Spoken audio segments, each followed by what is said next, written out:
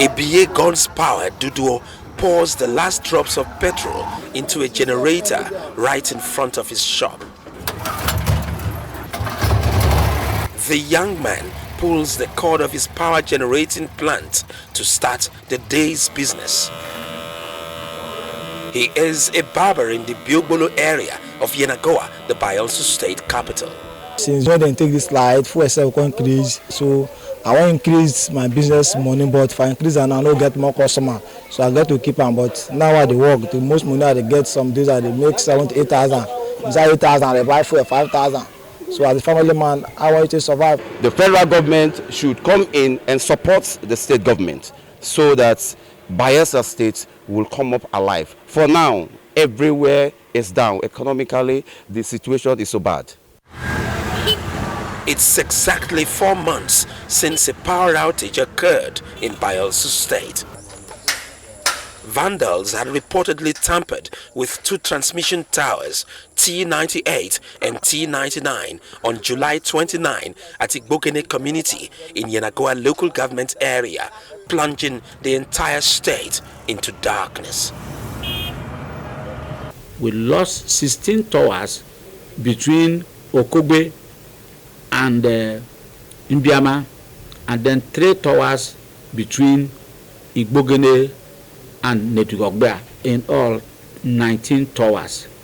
Then we lost several brazies on the entire stretch between Awoda and Yenagoa. So I alerted the Transmission Company of Nigeria Managing Director with pictures, and just as we were completing the 19 towers and the maintenance works on the other ones that were vandalized, was when we heard that some portions between Awoda and the Okogbe has again been vandalized, specifically tower 29, 30 and 31. In that one, we clearly observed that it was an act of sabotage to bring attention to the communities around that place. Onyemuche Njoko is in the business of charging mobile phones with gas-fired energy in his shop. He is receiving more patronage as a result of the power situation in the state. Not everybody can afford 1 liter of fuel to charge phone. So that was why people are plenty in pay charge. And sometimes we know they make profit as we want, but we are just charging for people to make sure that their phone is on. So we are calling upon government, may them help us in this Bayelsa. Frozen food. You know, people who have restaurants, people who bring in fish from the coastal area to sell to our people here in the state capital, they have closed their business. And if you close your business, how do you survive? And that is why I would like to call on the federal government, Mr. President, and the TCN to put in more effort to see that power is restored. Economic concerns are mounting over a state plunged into darkness by the activities of vandals on the transmission towers. There was power outage in the north for how many states? Just 2 weeks. And the next thing, Mr. President gave a marching order, and as we speak, they have rectified the fault. So what about a state like Bayelsa State?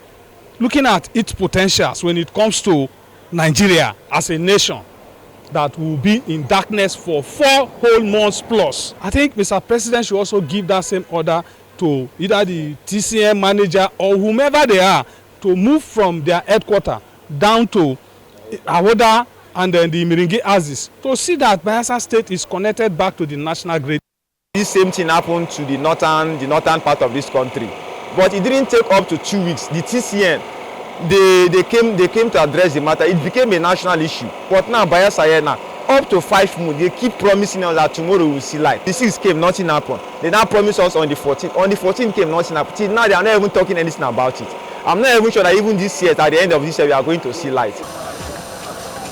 Worried apparently by months of power outage in Bayelsa, the state government is considering a different power source beyond electricity from the national grid. The other ones that happened in the north was also a similar thing, but power has been restored in the north. But in our state here, there is no electricity. Now we are working with the TCN to restore the national grid, but we are not stopping there. We have now moved beyond that to see how we can have our own independent power supply through the gas turbines. The commitment of the Oediri went beyond just calling people. Resources were deployed. As a matter of fact, one of the contractors, we had to buy all the conductors for the person to go and work. And the people that are working at that place, every day I go to them, they sit down there and we motivate them heavily. If they were paid 50,000 naira a day, we were paying them about 4 times that amount to ensure that they weather that storm. It's quite unimaginable living without electricity supply for 4 months. And in doing the math, that's no less than 120 days without electricity supply in a 21st century. Now the cry of the people is for Bola Ahmed Tinubu to intervene like he did in the north a month ago when there was power outage for about 2 weeks. They hinged their plea on the aphorism that what is sauce for the goose is sauce for the gander. From Yenagoa, Ofieteme George, Arise News.